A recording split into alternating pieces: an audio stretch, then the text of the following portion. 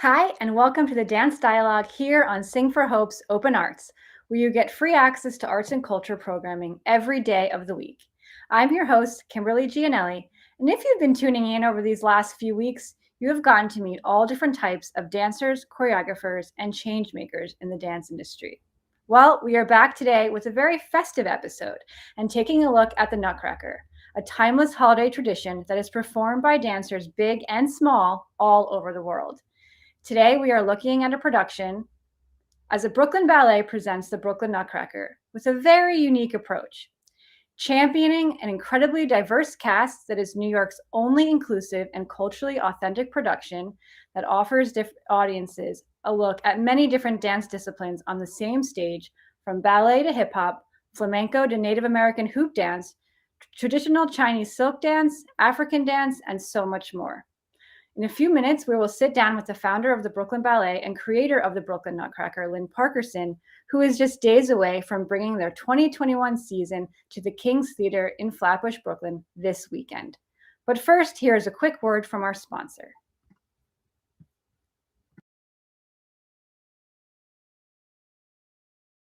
Sing for Hope extends a special thank you to Unitex, a founding sponsor of Open Arts, for making this program possible. Unitex Healthcare Laundry Services is the largest family-owned and operated healthcare linen and uniform rental company in the country and has been serving the Northeast region for 100 years. Sing for Hope is grateful for their generous support.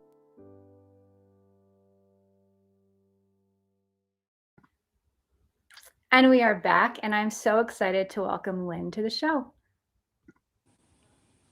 Hi. Hi, Kim. How's Great it to going? see you. Same to you.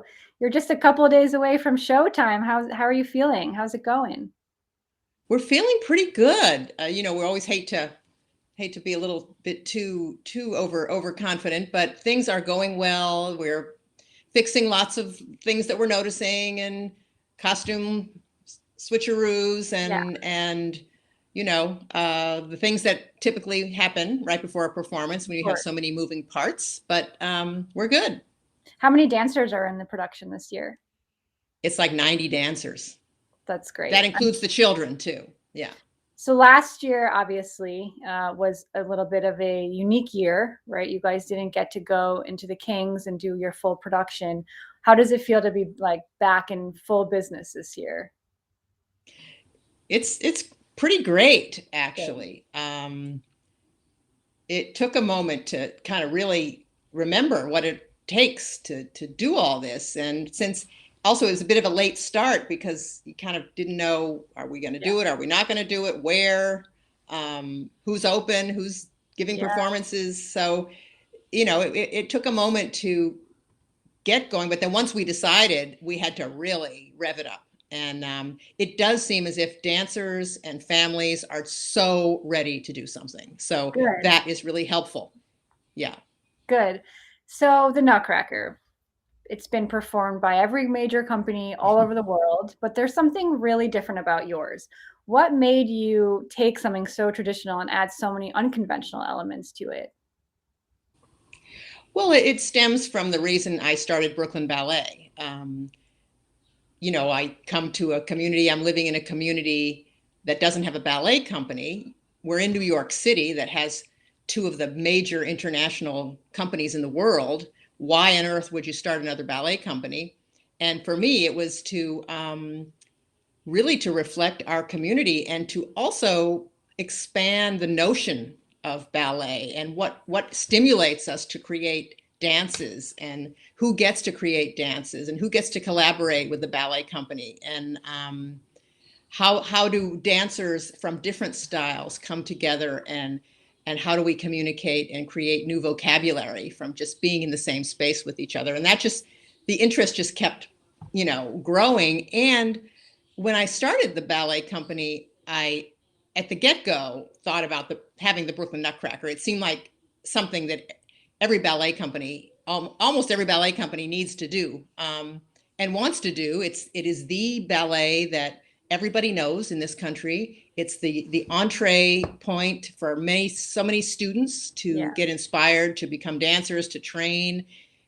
Being in the Nutcracker is just such a huge moment for young dancers. And, and for audiences too. Everyone knows and loves the Nutcracker. So why not start with something that's known?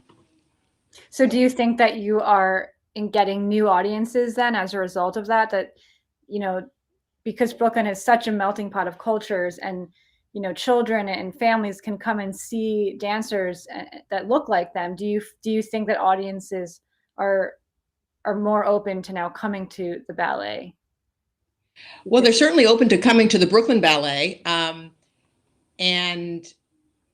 and probably ballet in general, and learning, being sort of learning about what ballet is, and the magic, experiencing the magic of ballet, and seeing their own communities reflected in the Yeah. work. I'm sure is a big it's actually huge. I've run into so many people who were security guards, who work in this industry, that industry, and they said they were crying, and they had their 10 family members, and they're all crying, seeing this finale, and seeing all those dancers together, and dancers that are from all ethnic backgrounds. I think is really powerful and important and inspiring.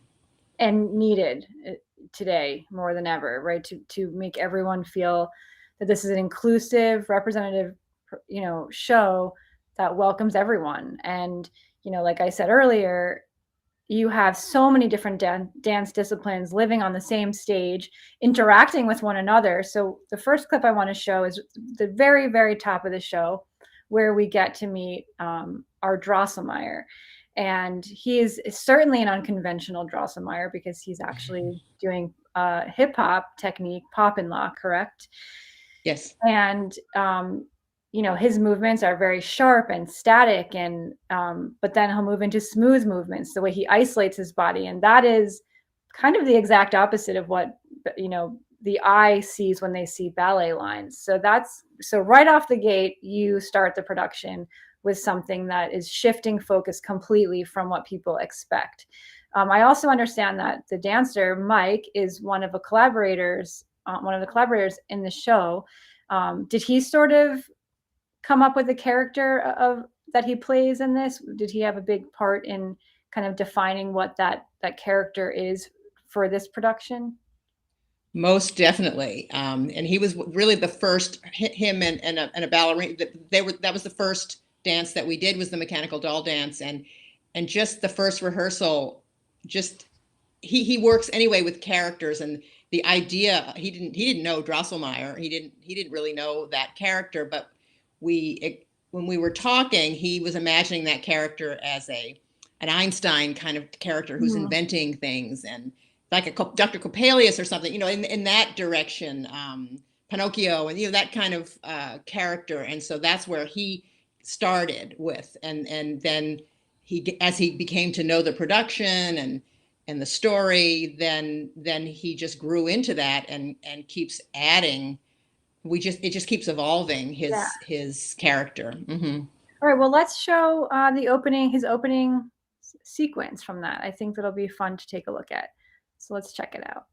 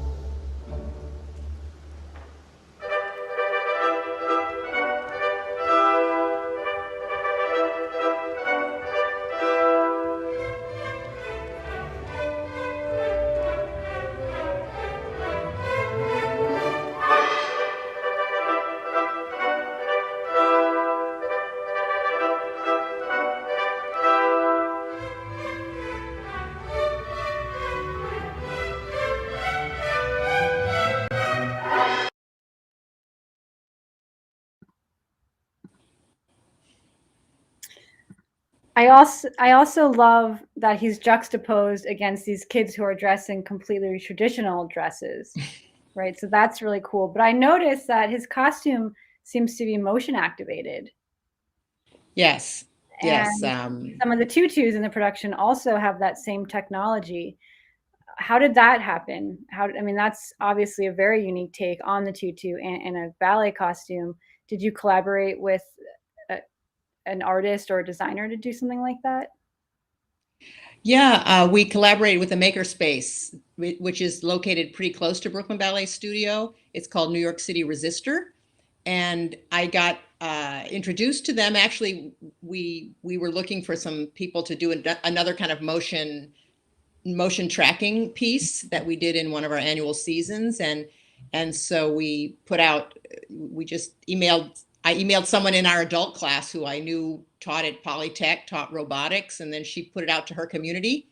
And right away, we got a lot of interest. And so we started working with the makerspace. And then Nutcracker came, and we thought, well, what else, what else can we do? And we were talking about this. This was a while back now. So this idea of motion sensor was relatively new.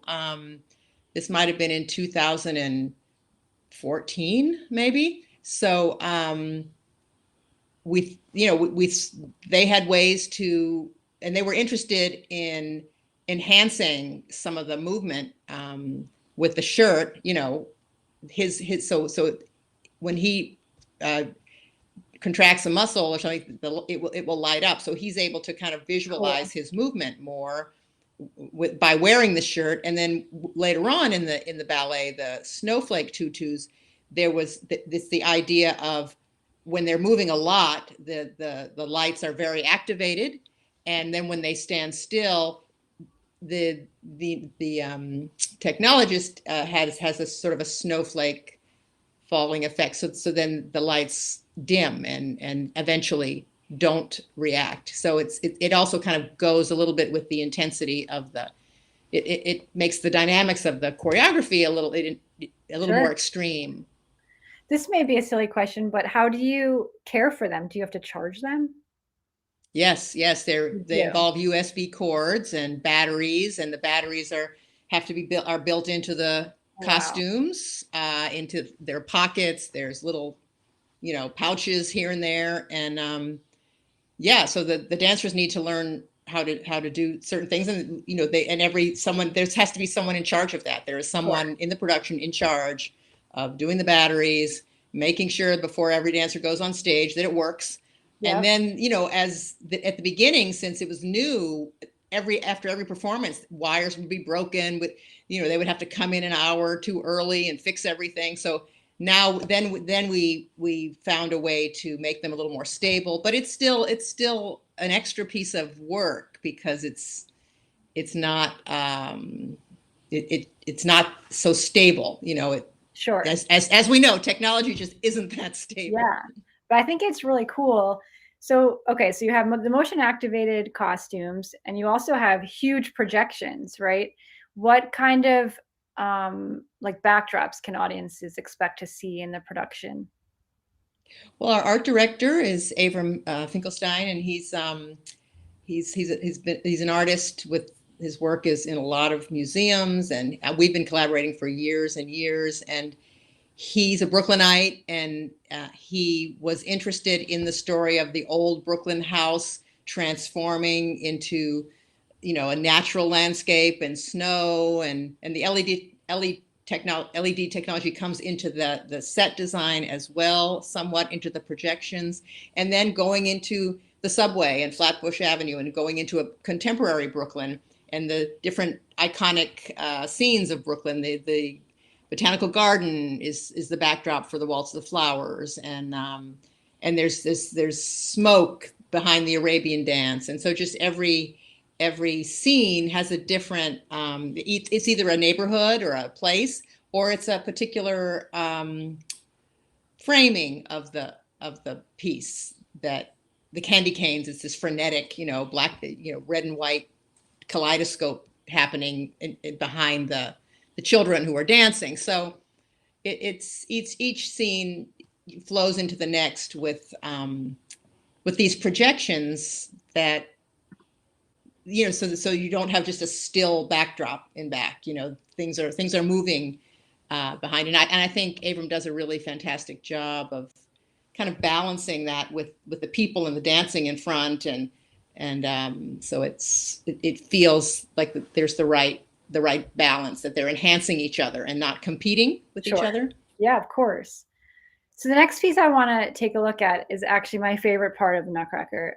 It's the snow pas de deux, and typically different companies do it differently, but the Snow Queen is sort of the person that ushers, Clara and the prince through the snowstorm towards the land of the sweets. And what I particularly like about your version of the snow pas de deux is that there's so much almost contemporary ballet movement in it, and shapes, and even down to what they're wearing. She's not wearing the traditional tutu. He's not wearing the traditional tights and tunic. And there's something about yours that really resonates with actual snowfall. It's very peaceful, but it's also very dynamic at the same time. And then I want to keep it playing for a little bit to show some of those motion activated tutus, because when they come out and the stage is dark and you see the snowflakes coming through, it's just such a beautiful vision as well. So let's take a look at that.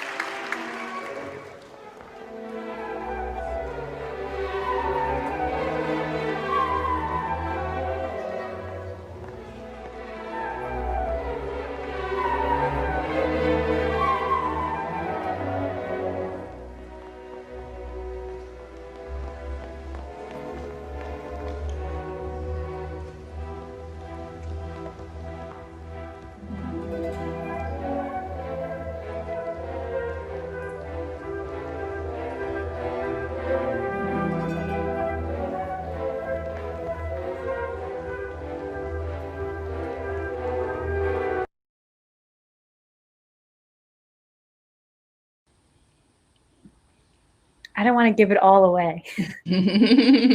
It's my most, I think of all the snow putters I've seen, that's my favorite. There's something Wow. about all the sweeping lifts, and it's so ethereal, but it's also really bold. And I mean, some of that partnering is really daring actually to do. So I love the juxtaposition of that as well. You Okay. know what the inspiration was for that is No, that tell John me. Cranko's Romeo and Juliet.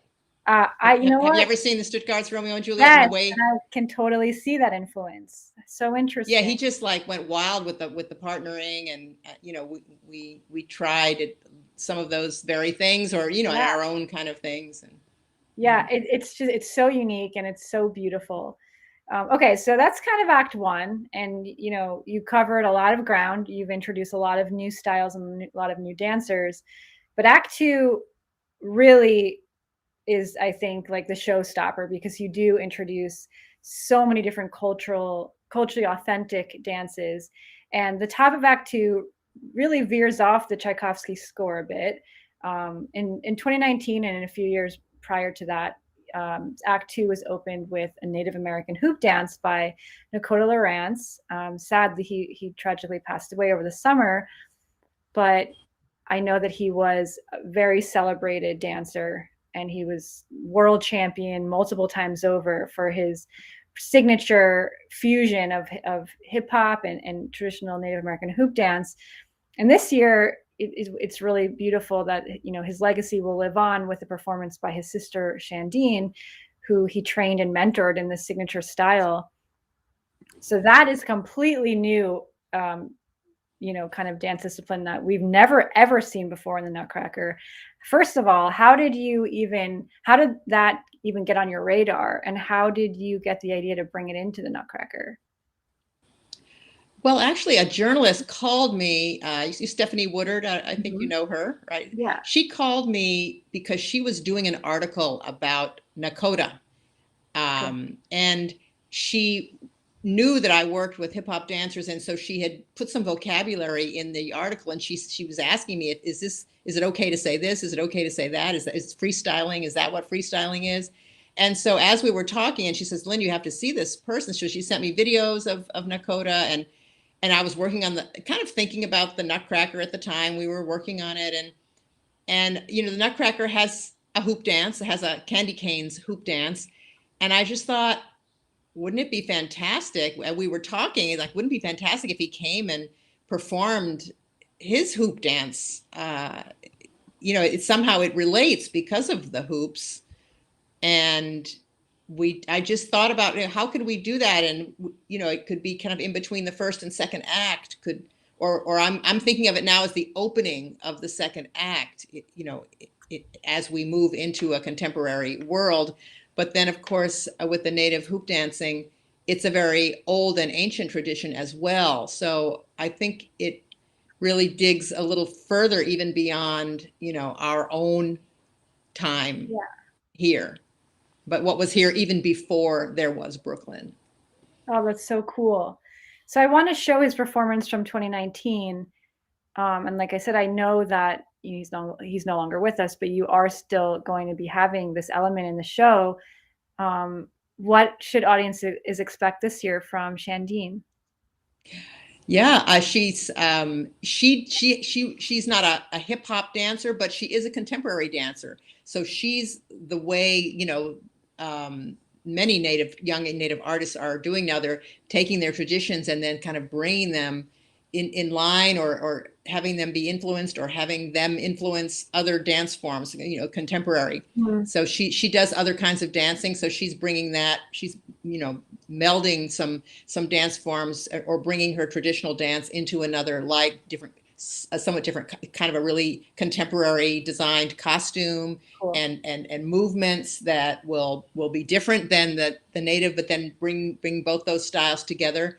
So I'm really looking forward to seeing her, working with her, and incorporating her into the other scenes that Nakota had been a part of as well. So we Cool. feel like it's going to be an easy and exciting Good. working relationship. We're It's looking also forward nice. to her coming. No, it's also a nice tribute too to his legacy, and I know that she talks a lot about how her brother really did mentor and train her. So that's also really special to watch the lineage continue. All right, so let's check out his performance from 2019.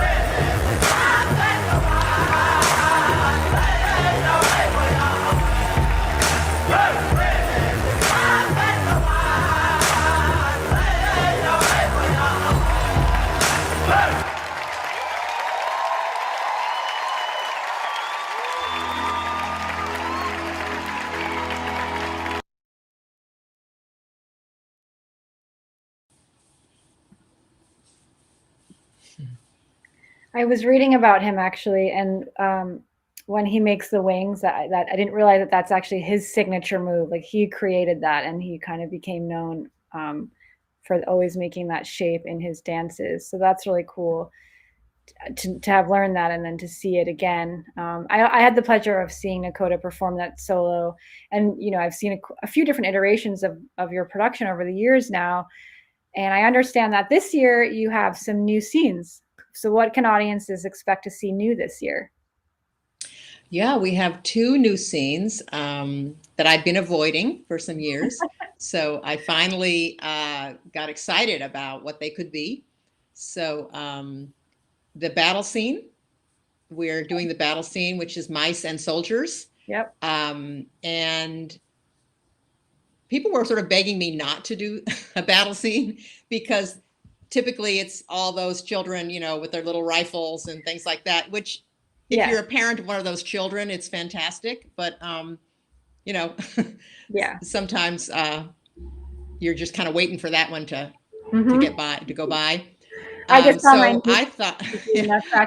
that's me, but I thought that it occurred to me to have a battle in the way that, the hip hop community, they have battles. Yeah. These kind of put on kind of battles between, 2-on-2, 1-on-1, 4-on-4, where they're judged. And it's a really intense thing. And I thought, well, maybe we battle dance forms instead of, a kind of, and we go away from the story of the Nutcracker anyway a lot. So there's no, we're not, so many Nutcrackers are now just going off and into different areas. And I think that's a good thing.